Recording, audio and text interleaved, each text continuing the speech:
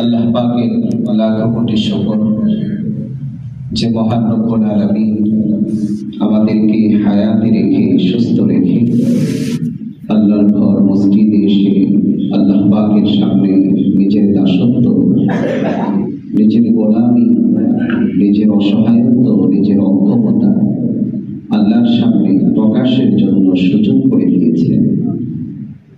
এজন্য সবাই রব্বে কারীমের কাছে শুকরিয়া আদায় করছি, করে নিচ্ছি আলহামদুলিল্লাহ।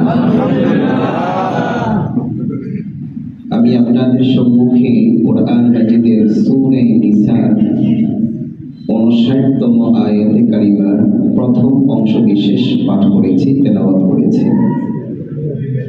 সূরা নিসার ৫৯তম আয়াতে কারিমার এই অংশে পৃথিবীর একজন বিখ্যাত মুফাসসির আল্লামা ইসমাঈল হাক্কি রাহমাতুল্লাহি আলাইহি তার একটি বিশুদ্ধ প্রখ্যাত প্রসিদ্ধ একটি তাফসীর গ্রন্থ আছে, তাফসীর রূহুল বায়ান।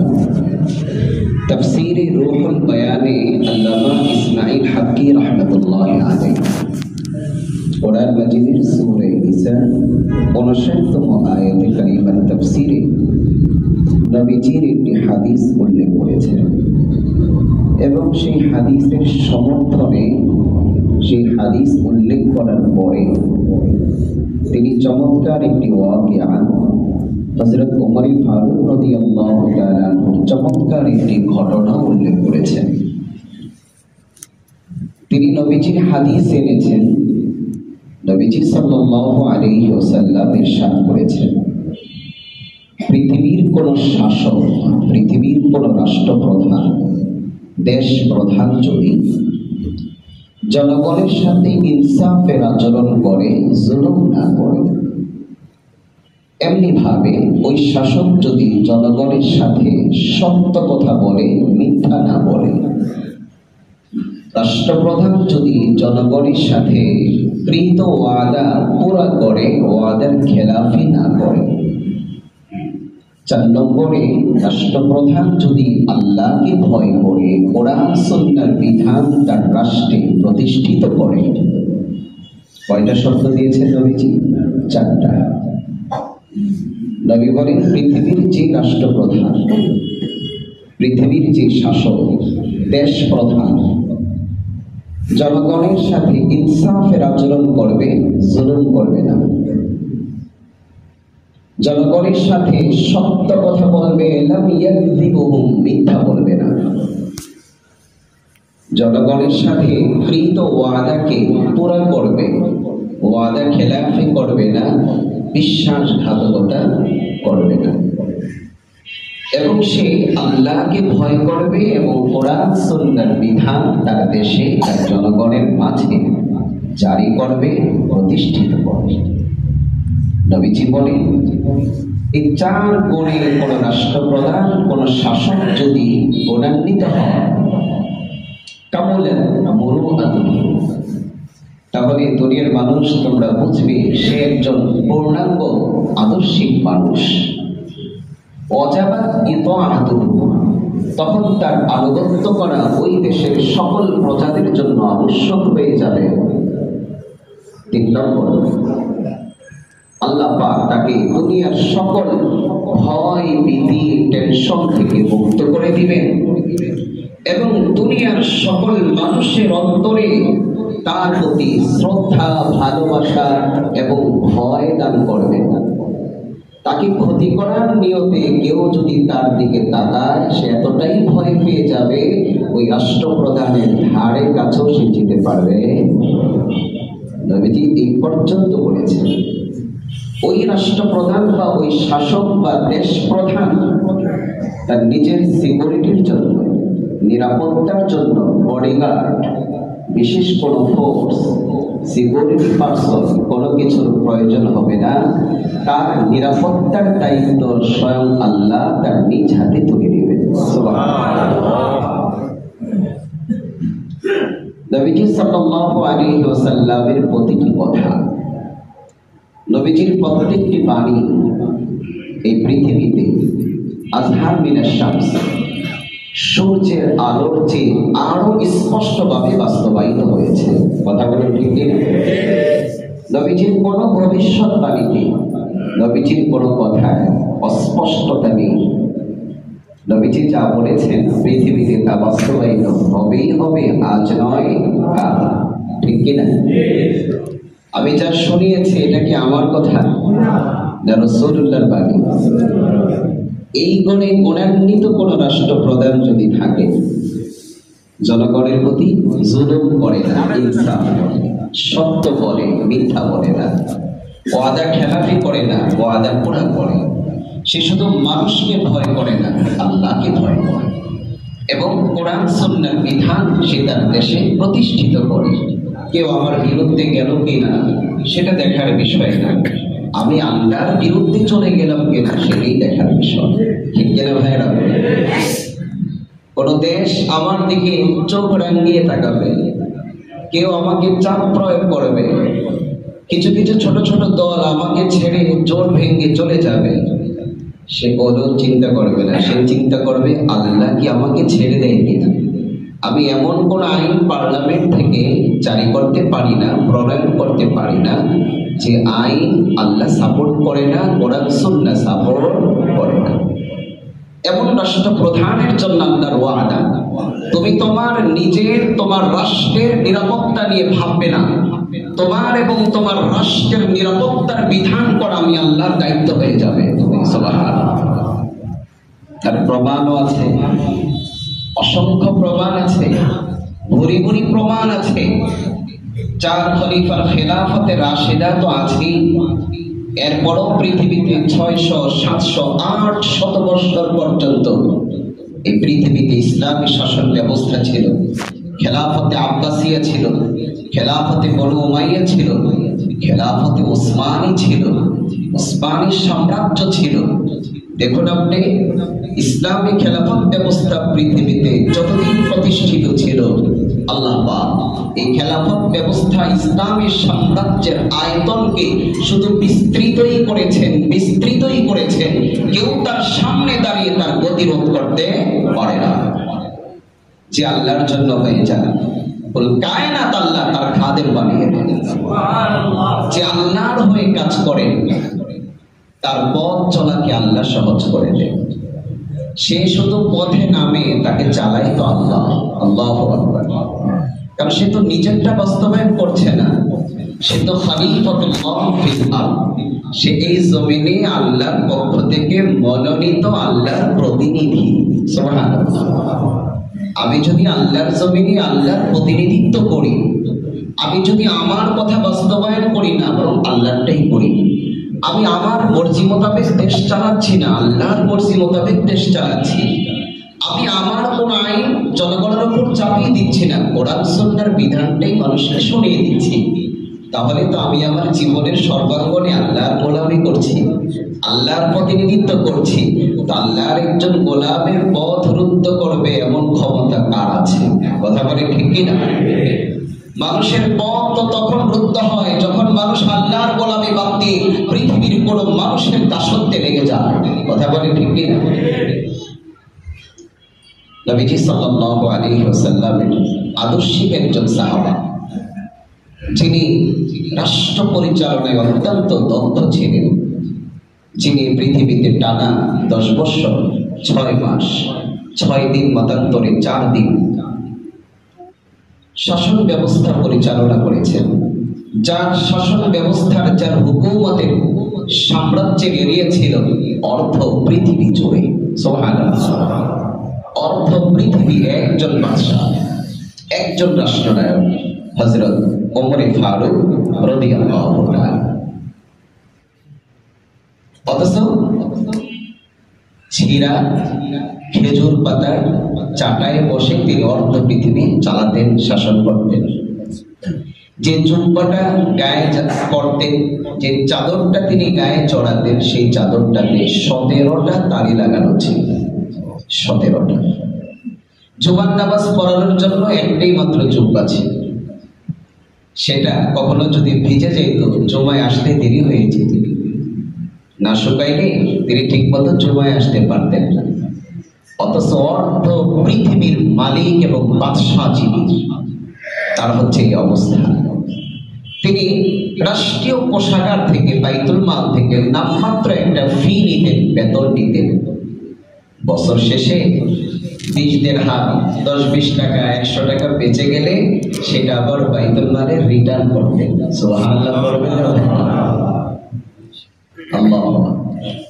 তিনি যখন রাষ্ট্রপ্রধানের দায়িত্ব নেন তখন তিনি অনেক ধনী। যখন রাষ্ট্রপ্রধানের দায়িত্ব থেকে অব্যাহতি নেন তিনি একেবারে মিসকিন। নিজের জীবনের উপার্জিত সব সম্পদ রাষ্ট্রের কল্যাণে ব্যয় করে দিয়েছেন। আর আমরা এখন পৃথিবীতে কি দেখি? যে মানুষটা জিরো মেম্বার হয়েছে, 5 বছর পরে মেম্বারশিপ হিরো হয়ে গেছে, ঠিক কিনা? বিভিন্ন জায়গা থেকে টাকা কালেক্ট করে নির্বাচিত হয়েছে, এরপরে শুনি 20,000 কোটি টাকা বিদেশে পাচার করেছে। আমরা আসলে এই পদ পদবিটাকে ইনকাম সোর্স বানিয়ে ফেলেছি। বর্তমান রাজনীতি এটা পৃথিবীতে সবচেয়ে বড় বিলাসবহুল একটা বাণিজ্যের নাম, ঠিক কিনা? এটা বাণিজ্য। যাক, আসুন আমি যেটা বলছি, ওমরে ফারুক রাদিয়াল্লাহু তাআলা তিনি রাষ্ট্রপ্রধান ছিলেন, মানে আল্লাহর নির্বাচিত প্রতিনিধি ছিলেন।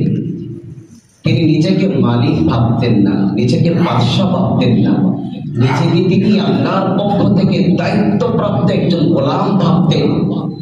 আর তিনি সবসময় ভয় পাইতেন, হায় আমার যে গোড়া গোপাল এই জমিনে আর কেউ নাই, সবাই তো ঘুমায়, সবাই খায়, কারো তো কাঁধে কোনো দায়িত্ব নাই, আল্লাহর কাছে জবাবদিহিতা নাই। আর আমি ওমর নিজেকে বলতেন, ওমর তুই শেষ, তুই ধ্বংস হয়ে গেলি, কেন তুই দায়িত্বে আসলি? তোর শাসনামলে لو مات جمل ضياعا على شط الفرات لخشيت أن يسألني الله عنه। বলতেন, ওমর তোর শাসনামলে সেই ফোরাত নদীর তীরে, যেটা তার সাম্রাজ্যের একেবারে শেষ প্রান্ত, একটা সাগর পার, তিনি বলতেন, ওমর তোর সাম্রাজ্যের শেষ প্রান্ত ফোরাত নদীর তীরে একটা উট যদি না খেয়ে ক্ষুধার্ত অবস্থায় মারা যায়, তোকে এটার জন্য আল্লাহর সামনে জবাবদিহি করতে হবে যে তোর শাসনামলে তোর সাম্রাজ্যের ভিতরে আমার একজন সৃষ্টি না খেয়ে কেন মারা গেল, তুমি তার খাবার দাবারের ব্যবস্থা করলে না কেন? আল্লাহু আকবার। কতটা জবাবদিহিতার অনুভূতি জাগ্রত ছিল তার হৃদয়ে। তার সাম্রাজ্যে মানুষ না খেয়ে থাকবে, তার সাম্রাজ্যে মানুষের কষ্ট হবে না, সেটা তো কল্পনাই করা যায় না। বরং একটা প্রাণীও না খেয়ে থাকবে, এটাও হযরত ওমর বরদাস্ত করতেন না। তিনি ইনসাফ প্রতিষ্ঠা করেছেন, তো তার সাম্রাজ্যের প্রত্যেকটা প্রাণীর উপর ইনসাফ প্রতিষ্ঠিত করেছেন। সুবহানাল্লাহ, আল্লাহু আকবার। ওমর ফারুক রাদিয়াল্লাহু তাআলা তিনি যখন খলিফাতুল মুসলিমিন, মুসলমানদের রাষ্ট্রপ্রধান, তখনও পৃথিবীতে রোম সাম্রাজ্য মোটামুটি তথাকথিত একটা শক্তিশালী রাষ্ট্র হিসাবে ছিল। রোম সাম্রাজ্য, রোম সাম্রাজ্যের সম্রাট, সে দেখেছে হযরত ওমরকে ভয় ভীতি দেখিয়ে কাবু করা যাবে না। দেখি পরিস্থিতি পরিবর্তন করে একটু ভালোবাসার হাত বাড়ায়, একটু উপহার উপঢৌকন দিয়ে দেখি তার মনটাকে নরম করা যায় কিনা।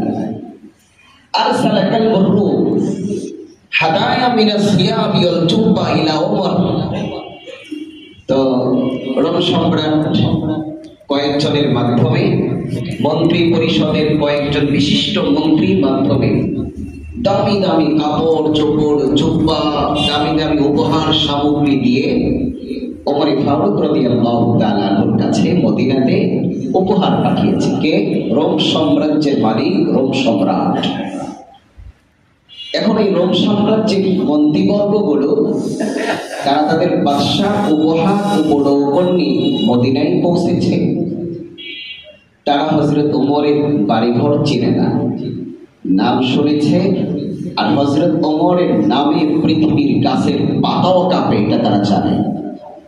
তারা দেখেছে যে আমাদের সম্রাটের সামনে ওমর নামটা উচ্চারিত হলেই তিনি ভয় পেয়ে যান। আমাদের সম্রাটের সামনে কখনো হযরত ওমর এই নামটা উচ্চারিত হলেই তার শরীর কাঁপতে থাকে। তাহলে এই মানুষটা কতটা ক্ষমতাধর, কতটা শক্তিশালী। তাদের খুব আগ্রহ ছিল লোকটাকে একটু দেখতে চায়।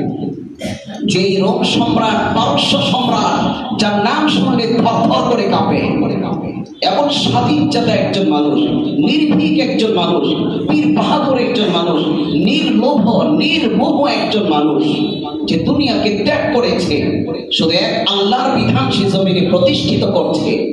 এই পৃথিবীতে এত স্বর্গীয় মানুষ কে সে?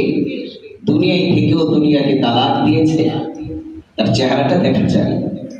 তো তারা তো ভেবেছে হযরত ওমর পৃথিবীর সবচেয়ে ক্ষমতাধর বাদশাহ, তার রাজপ্রাসাদ এরিয়া হবে সুবিশাল, ভবন হবে চিত্তাকর্ষক, সিকিউরিটি থাকবে অনেক স্তরে।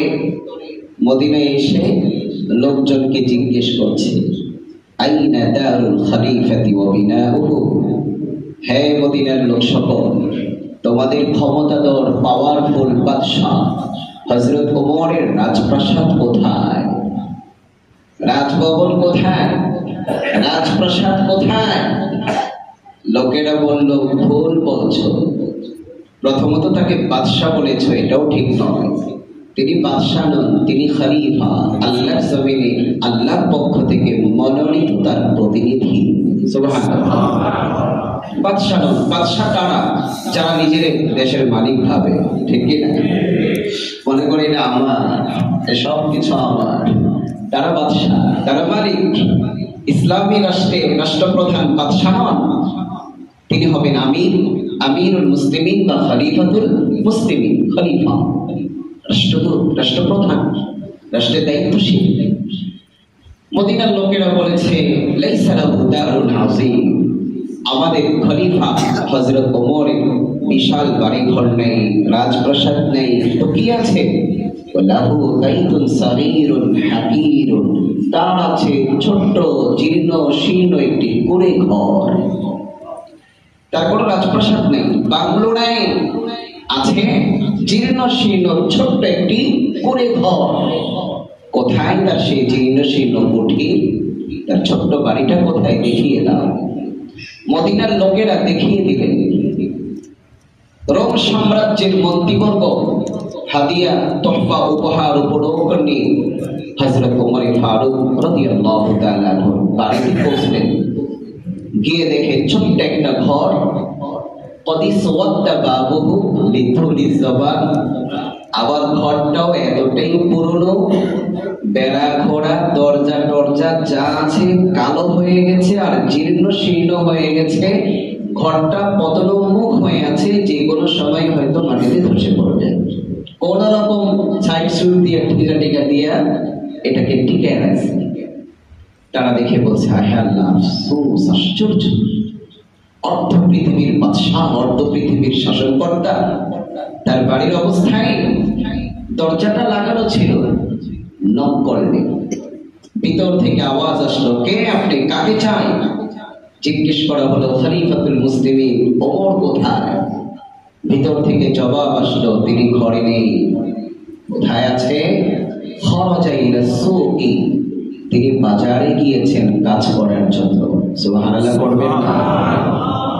খরাজা ইলা সুক লিহাজাতিহি ওয়া লিহাজাতিল মুসলিমিন, তার ঘরেও কোনো বাজার সদাই কিছুই নেই, রান্নার মতো কিছু নেই, তো তিনি বাজারে গিয়েছেন কিছু কাজ করবেন, কিছু অর্থ উপার্জিত হলে নিজের ঘরেও খাবার দাবারের ব্যবস্থা হবে, প্রতিবেশী মুসলিম অসহায়দের ঘরেও তিনি সেই খাবারের অংশ পৌঁছিয়ে দিবেন। তিনি তার জন্য, অসহায় মুসলিম পরিবারের জন্য কিছুটা উপার্জনের জন্য বাজারে গিয়েছেন। আল্লাহু আকবার। ভাইরা আমার, কল্পনা নয়, ইতিহাস নয়, এটাই বাস্তবতা। তাদের রক্তবিন্দুই আমাদের শিরায় উপশিরায় প্রবাহমান। কথা বলে ঠিক কিনা? মাঝখানে কিছু দুনিয়ালোভী স্বার্থবাদী মানুষগুলো আমাদের চোখের সামনে থেকে আমাদের পূর্বপুরুষদের, আমাদের আইনদের ইতিহাসগুলোকে গোপন করে দিয়েছে। কথা বলে ঠিক কিনা? আমাদের আমাদের ছেলেরা, আমাদের সন্তানেরা এটাই শিখছে রাজনীতি মানি পেটনীতি, রাজনীতি মানি স্বার্থনীতি, রাজনীতি মানি দেশের সম্পদ লুট করে বড়লোক হয়ে যাওয়া, রাজনীতি মানি তার সন্তান দেশের কোনো স্কুলে পড়বে না, বিদেশের ইউনিভার্সিটিতে পড়াশোনা করা। কথা বলে ঠিক না? এই ভুল মেসেজগুলো আমরা আমাদের সন্তানদেরকে দিচ্ছি। রাজনীতি পেটনীতি নয়, রাজনীতি আল্লাহর জমিনে আল্লাহর বিধান কার্যকর করা নিরঙ্কুশ গোলামি। কথা বলেন ঠিক না? ভাইরা আমার, প্লিজ আমি পায়ে হাত রেখে বলছি, এখানে সব ধরনের লোকেরাই আছে, কিন্তু মসজিদে ঢোকার আগে আমি আপনাদের কাছে রিকোয়েস্ট করব, যদি আপনি মুসলমান হয়ে বাঁচতে চান, যদি আপনি মুসলমান হয়ে মরতে চান, যদি মুসলিম পরিচয় নিয়ে আল্লাহর সামনে দাঁড়াতে চান, যদি আপনি নবীর শাফাআত চান, আমার এই কথাগুলোতে যদি আপনি একমত হন যে আই মুসলিম হয়ে বাঁচতে চাই, মুসলিম হয়ে মরতে চাই, মুসলিম হয়ে আল্লাহর সামনে দাঁড়াতে চাই, নবীর সুপারিশে পুলসিরাত পার দিয়ে জান্নাতে যেতে চাই, তাহলে আমি আপনাকে রিকোয়েস্ট করব, মানুষ হিসাবে প্রত্যেকটা মানুষের একটা চয়েস আছে। কেউ আওয়ামী লীগ করবে, কেউ বিএনপি করবে, কেউ জাতীয় পার্টি করবে, কেউ জামাত ইসলামী করবে, বাস এটা আপনার ইচ্ছাধীন ব্যাপার, সেটা নিয়ে আমাদের কোনো বক্তব্য নেই। তবে ভাইয়েরা আবার, আপনি মুসলিম, কোরআন আপনার মূল সংবিধান, মসজিদে ঢোকার আগে না রাজনৈতিক পরিচয়টা মসজিদের বাহিরে রেখে আসবেন, ঠিক আছে ইনশাআল্লাহ? প্রতি জুমায় এখানে আসবেন একটু নিরপেক্ষ দৃষ্টিতে, যে আমি এখন যাচ্ছি আল্লাহর ঘরে, শুধু আল্লাহর গোলামি শিখবো, শুধু আল্লাহকে চিনবো। হ্যাঁ, মসজিদ থেকে বের হওয়ার পরে আপনি আমার কথার সাথে একমত হবেন কি হবেন না আপনার ব্যাপার, মানবেন কি মানবেন না আপনার ব্যাপার, কিন্তু আমাকে নিয়ে চায়ের দোকানে সমালোচনা করেন না। আমাকে নিয়ে করেন, কিন্তু কোরআন সুন্নাহর আলোচনাকে সমালোচনার পাত্র বানিয়েন না, আর ভাইবেন না যে হুজুর বড় রাজনীতিবিদ হয়ে গেছে। না ভাইরা, আমরা কোন গণতান্ত্রিক বা নিবন্ধিত কোন রাজনৈতিক দলের সাথে আমার কোনো সম্পৃক্ততা নেই। আমি একজন কোরআন এবং সুন্নাহর একজন ছাত্র, কোরআন হাদিস পড়ি। মুসলমান হিসাবে আপনি আল্লাহ পাকের সামনে যেন 100% গোলাম হয়ে দাঁড়াতে পারেন, আপনার গোলামিতে যেন শিরিক ঢুকে না যায়। আল্লাহ যেন এই কথা না বলে, তোর মতো অর্ধেক গোলামকে আমি রিসিভ করব না, তোর মতো অর্ধেক গোলামকে আমি অ্যাকসেপ্ট করব না, তুই তোর জীবনে অর্ধেক অংশে গোলামি করছিস, বাকি অংশে আমার গোলামি কেন করলি না? এই প্রশ্নের সম্মুখীন যেন আপনাকে হতে না হয়। সেই রাস্তাটা শুধু বলে দেওয়া এটা আমার ইমানি দায়িত্ব ভাইরা, মানা না মানা আপনাদের দায়িত্ব, ঠিক কিনা ভাইরা? ওমরে ফারুক রাদিয়াল্লাহু তাআলা বাজারে তরুণ সম্রাটের মন্ত্রীবর্গরা বাজারের দিকে রওনা করেছে, খুঁজে বের করতে হবে আজকে তাকে। বাজারের দিকে গেলে পুরো বাজার খুঁজলেন, তন্ন তন্ন করে খুঁজলেন, বাজারে কোথাও তাকে খুঁজে পাওয়া গেল না। বাজারের মানুষগুলো, দোকানদারগুলো বলছে তিনি একটু আগেও এখানে ছিলেন, তবে দীর্ঘটা সময় তিনি কাজ করেছেন, হয়তো ক্লান্ত হয়ে পড়েছেন। প্রচন্ড রোদের মধ্যে, তাপের মধ্যে কাজ করেছেন, হতে পারে তিনি কোথাও বিশ্রাম নিচ্ছেন। পাশেই ছিল একটা খেজুরের বাগান, ওই খেজুরের বাগানের দেয়ালের নিচে একটু ছায়া ছিল। ওমরে ফারুক রাদিয়াল্লাহু তাআলা খোলা প্রান্তরে খেজুর বাগানের দেয়ালের ছায়ার মধ্যে চাদর বিছিয়ে মাটির উপরে তিনি ঘুমিয়েছিলেন।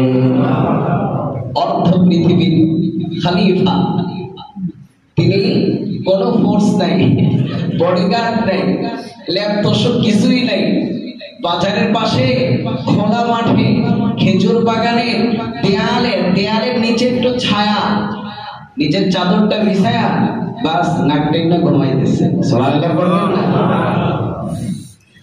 যেভাবে বিভিন্ন রেল স্টেশনে কিছু মানুষ যাদের ঘর বাড়িও নেই, কিছু নাই তো হারাবার টেনশনও নাই, জেনে কাই হেনই নাই, জেনরাই হেনই কাই, দুই পাশে বাস চলছে, কি হরেনের শব্দ, 1 থেকে 1.5 হাত প্রস্ত জায়গা, আল্লাহর বান্দা বস্তা একটা গায়ে জড়ায় আর কি আরামসে ঘুমাবো। কথা বলে ঠিক কিনা? কোনো টেনশন নাই।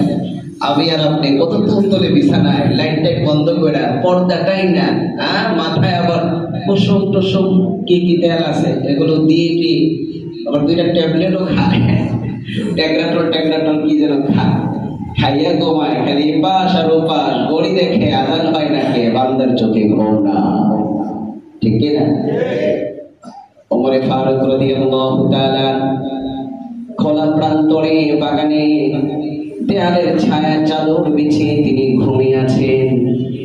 এই অবস্থায় রোম সাম্রাজ্যের মন্ত্রীবর্গ সেখানে গেলেন। এর মধ্যে হযরত ওমরে ফারুক রাদিয়াল্লাহু তাআলা ঘুম ভেঙে গেল। তার আগে কুশল বিনিময় করলেন, সৌজন্য সাক্ষাৎ করলেন, হাদিয়া তোহফা পেশ করলেন।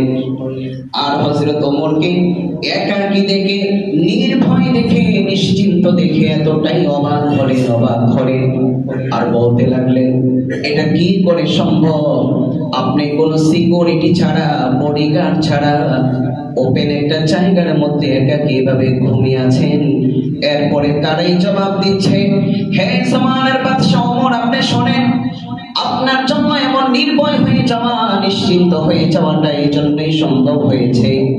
আদালতা ফাআমিনতা নিমতা হাইজু শিতা, আপনি আপনার দেশে প্রতিটি জনগণের মাঝে ইনসাফ প্রতিষ্ঠিত করেছেন। আপনি ইনসাফ প্রতিষ্ঠিত করার কারণে আপনি নিরাপদ হয়ে গিয়েছেন। আপনি এত নিরাপদ, এত নির্ভয়, এত নিশ্চিন্ত, কোন জনগণ আপনার উপর হামলা করবে, বিরুদ্ধবাদী অপোজিশন পার্টি, বিরোধী পার্টির লোকের এসে হামলা করবে, কোন ভয় আপনার নাই। কারণ একটাই, আপনি প্রত্যেকটা মানুষের সাথে ইনসাফের আচরণ করেছেন। আপনার রাজ্যে যেই মানুষ যা পাওয়া দরকার তাকে তাই দিয়েছেন। এই জন্য আপনার দেশের জনগণ আপনার বিরুদ্ধ দুশ্মন না হয়ে সবাই আপনার বডিগার্ড হয়ে গেছে। আদালতা ফাআমিনতা নিমতা হাইসু শিতা, ইনসাফ করেছেন, নিরাপদ হয়ে গেছেন, যেখানে মনে চায় সেখানে এখন ঘুমাইতে পারে। এরপরে তারা বলছে, শোনেন ওমরে ফারুক, ও ওমারাউনা যালামুনা, আর আমাদের দুনিয়ার জাগতিক বাদশারা আমাদের উপর জুলুম করে, প্রজাদের উপর জুলুম করে। এই জন্য ফাহতাজুন ইলাল হুসুনি ওয়াল জুয়ুশ, এই জন্য তারা 5 স্তর, 6 স্তর, 10 স্তরে সিকিউরিটি এবং বডিগার্ডের প্রয়োজনীয়তা অনুভব করে। কোথাও যাওয়ার আগে 1 ঘন্টা আগে রাস্তা বন্ধ, ঠিক কি না? আবার কুত্তা বাহিনী দিয়েও, ডগ বাহিনী নাকি জানা গেছে, ডগ স্কোয়াড, কুত্তা বাহিনী এগুলো দিয়ে আবার তল্লাশি করে, তাই না ভাই? বোমা টোমা এটা আসেনি, মানুষ তো করে, কুত্তারও লাগে, এটা আবার ভঙ্গে দৌড়ায়, আবার খামসায়, কত ভয়। আমার লেগে মনে বক্তৃতা রাখছে, কে আপনি এত ভয়কে? আপনারা দেশের সেবক, জনগণের সেবক না আপনি? আপনারা জনগণের ভালো মন্দ, সুখ দুঃখ, কল্যাণের জন্য কাজ করেন। তা আমি তো আমার জীবনের সব কিছু বিলিয়ে দিয়ে হলো আপনার একটা পশমের হেফাজত করার কথা বলে, ঠিক কিনা? আপনি আমার সেবক, আপনি আমার খাদেম, আমার জন্য আপনি দিনকে রাত বানিয়ে দিয়েছেন, রাতকে দিন বানিয়ে দিয়েছেন। বোঝা গেল যে শপথ বাক্য করে ক্ষমতায় বসেছে, ওই শপথ বাক্য আর আপনি বাস্তবে পরিণত করতে পারেন, ঠিক কিনা ভাইরা? ইনসাফ, যে দেশে ইনসাফ আছে সেই দেশে শান্তি আছে, যে দেশে ইনসাফ আছে সেই দেশে কোনো ভয়ভীতি নাই, নিরাপত্তা আছে। সেখানে না থাকবে চুরি, না থাকবে ডাকাতি, না থাকবে সন্ত্রাসী। কথা বলে ঠিক কিনা ভাইয়া? আর পুরো দেশ জুড়ে, দেশের প্রতিটি রন্ধ্রে রন্ধ্রে, প্রতিটি মানুষের মাঝে, প্রতিটি সেক্টরের মাঝে, প্রতিটি প্রতিষ্ঠানে, প্রতিটি বিভাগে ইনসাফ প্রতিষ্ঠিত করতে হলে আল্লাহর কসম, শতবার আল্লাহর কসম, পৃথিবীর কোনো ডেমোক্রেসি দেওয়া হবে না, পৃথিবীর কোনো তন্ত্র মন্ত্র দিয়ে এটা হবে না, যতক্ষণ পর্যন্ত আল্লাহর জমিনে ইসলামী খেলাফত ব্যবস্থা প্রতিষ্ঠিত না হবে, আল্লাহর জমিনে আল্লাহর শাসন ব্যবস্থা প্রতিষ্ঠিত না হবে, ততদিন 100% ইনসাফ প্রতিষ্ঠিত হতে পারে না। বলবেন হুজুর এত জোরে বললেন, হ্যাঁ শক্তি আছে তো, সত্যতা আছে তো, এই জন্য জোরে বলেছি। আমি ডেমোক্রেসি নিয়ে অনেক পড়াশোনা করেছি, কেন জানেন? আমি একটা বিভাগ চালাই, আমি মুফতিদেরকে তৈরি করি, আলহামদুলিল্লাহ। আমি 15 বছর ধরে একটা বিভাগের প্রধান। আমার হাতে কয়েক হাজার মুফতি তৈরি হয়েছে বাংলাদেশে, এবং বাংলাদেশে পুরা বিশ্বের মধ্যে যিনি নাম্বার 1 হাদিস বিশারদ, এরপরে যিনি নাম্বার 1 ফিক বিভাগ, ফিকবিদ এবং বড় মুফতি, বর্তমানে যিনি বাইতুল মুকাররমে খতিব, হযরতুল আল্লামা আব্দুল মালিক সাহেব দামাত বারাকাতুহুমের আমি হাতে গড়া ছাত্র। আলহামদুলিল্লাহ 3 বছর তার কাছ থেকে আমি ইসলামিক লয়ের উপরে ডক্টরেট ডিগ্রি নিয়েছি। যদি এটা আমাদের ভাষায় ডক্টরেট বলে না, আপনাদেরকে বোঝাবার জন্য বলছি। ইফতা, এটা নাম আল ফিকহুল ইসলামি, এটার ইংরেজি করলে ইসলামিক ল, বাংলা হলো ইসলামিক আইন। ইসলামিক আইনের উপরে, ফিকহ ফতোয়ার উপরে আমরা তাখাসসুস করেছি, আমরা ইফতা অর্জন করেছি, মুফতি হয়েছি, এবং তিনি আমার মুরব্বী আজও পর্যন্ত। তার প্রতিষ্ঠানে ইফতা বিভাগের জন্য ওস্তাদ হিসাবে আমাকে এখনো পর্যন্ত অফার করা আছে, আলহামদুলিল্লাহ। কিন্তু আমি নিচে একটা প্রতিষ্ঠান করেছি, আর রাতের বেলা মাহফিল করি শীতকাল, এই ব্যস্ততার জন্য আমি হয়তো হুজুরের প্রতিষ্ঠানে কাজ করতে পারছি না, কিন্তু যোগাযোগ আছে। সুতরাং এই বর্তমানে আমাদের গত ফাত্রায়, গত সেমিস্টারে আমি পড়িয়েছি ইসলামী রাজনীতি এবং প্রচলিত রাজনীতি। এটা আমাদের ইফতা বিভাগে পাঠ্যসূচিতে, পাঠ্যপুস্তকে আছে, সেটার ক্লাস আমি নিজে নিই, যার ফলে এটার উপর আমার বিস্তর পড়াশোনা আছে। আজ থেকে 300-400 বছর ধরে পুরো বিশ্বে যত রাষ্ট্র ব্যবস্থা, যত শাসন ব্যবস্থা প্রচলিত ছিল, সবগুলো ইতিহাস আমাদের পড়া আছে। যদিও বর্তমানে পুরো বিশ্বকে আকৃষ্ট করে ফেলেছে ডেমোক্রেসি, গণতন্ত্র। আপনি যদি গণতন্ত্রকে জিজ্ঞেস করেন, গণতন্ত্র তুমি ইনসাফের সংজ্ঞা দাও তো। গণতন্ত্রকে যদি জিজ্ঞেস করেন, তুমি যে একটি রাষ্ট্র ব্যবস্থা, তুমি যে একটি মতবাদ, তুমি কিভাবে রাষ্ট্র পরিচালনা করতে চাও, তোমার উদ্দেশ্য কি? উদ্দেশ্যের মধ্যে দেখবেন বিভিন্ন ধরনের কথা আছে। সেখানে একটা কথা সুন্দর করে বলে, হ্যাঁ, ইনসাফ প্রতিষ্ঠা করা, সবার মাঝে সমতা বিধান করা। কথাটা বড় সুন্দর, কিন্তু বাস্তব কোনো প্রয়োগ পাওয়া যায় না। গণতন্ত্র বলে যে হ্যাঁ, আমি ইনসাফ প্রতিষ্ঠা করতে চাই, সমতা বিধান করতে চাই, কিন্তু কার্যক্ষেত্রে দেখা যায় এই ইনসাফ শুধু নিজের পার্টির সাথেই হয়, বিরোধী দলের সাথে ততটা ইনসাফ হয় না। আচ্ছা, ইনসাফের দাবি কি? একটু ভালো করে নিরপেক্ষভাবে শোনেন। আমি ইনসাফ প্রতিষ্ঠিত করব, ইনসাফের দাবি কি? আমার ব্যাখ্যা আছে গণতন্ত্রে। ইনসাফ মানে হচ্ছে আইনের দৃষ্টিতে সবাই সমান।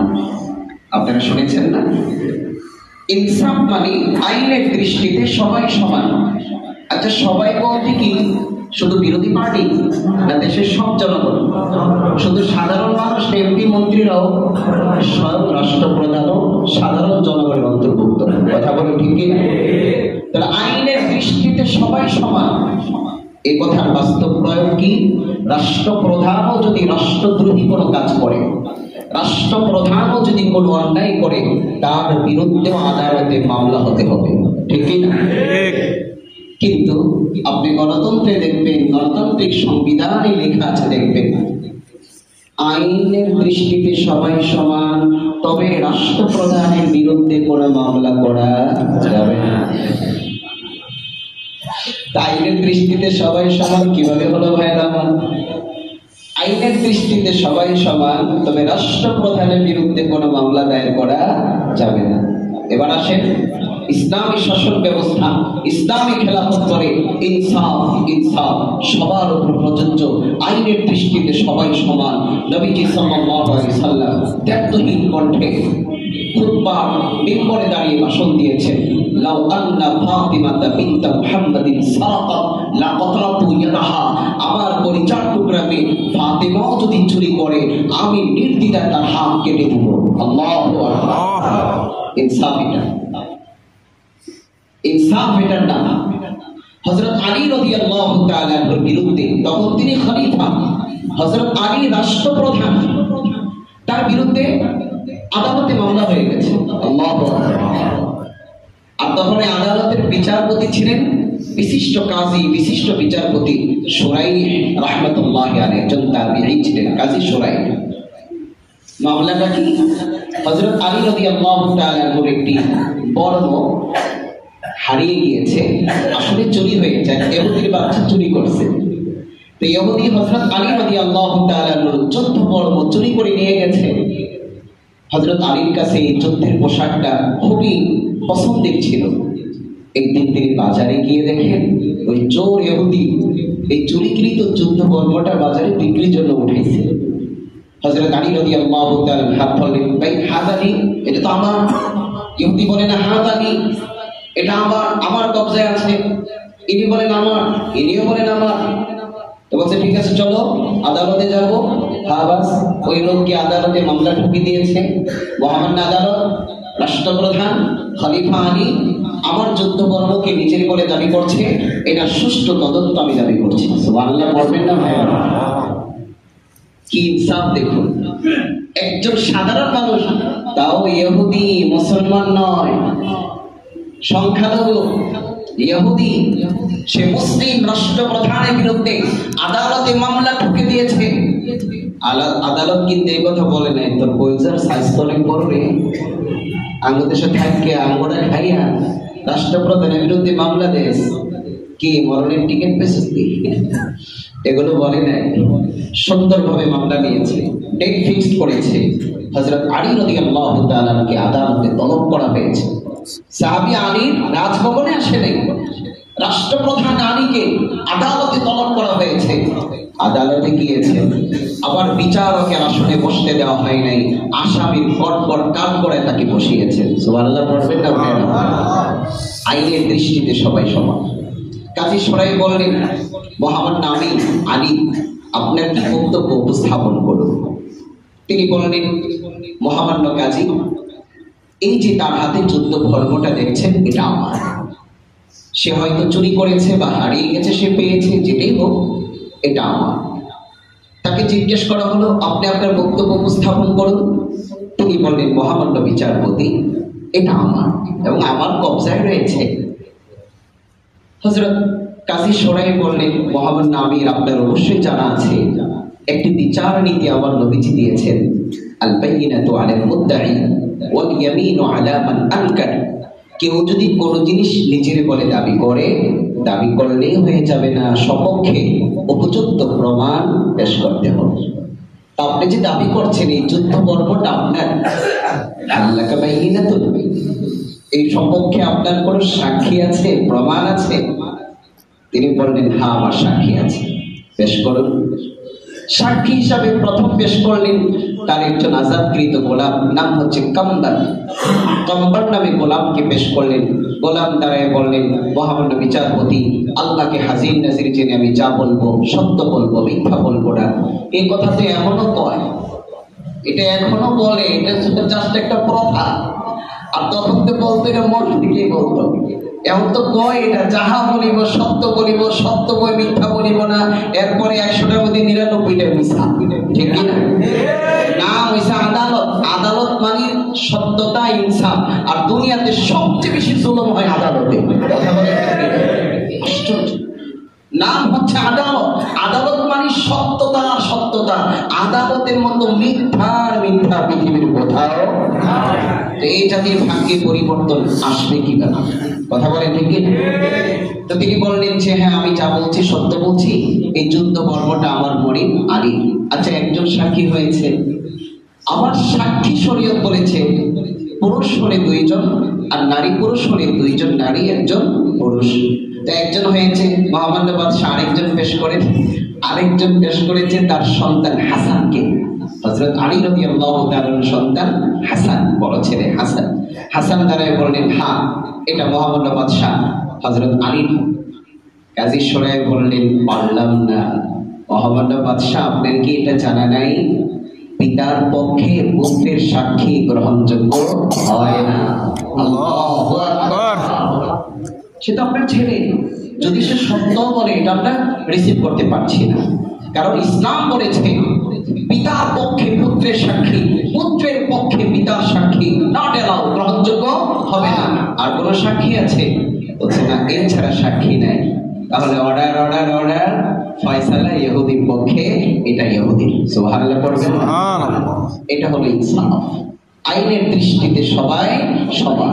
পারলে আপনি গণতন্ত্রের একটা দৃষ্টান্ত দেখান যে গণতন্ত্র আজ পর্যন্ত গণতন্ত্রের জন্ম থেকে নিয়ে এমন একটা ইনসাফ প্রতিষ্ঠিত করেছে স্বয়ং রাষ্ট্রপ্রধানের সাথে। আছে না ভাইরা?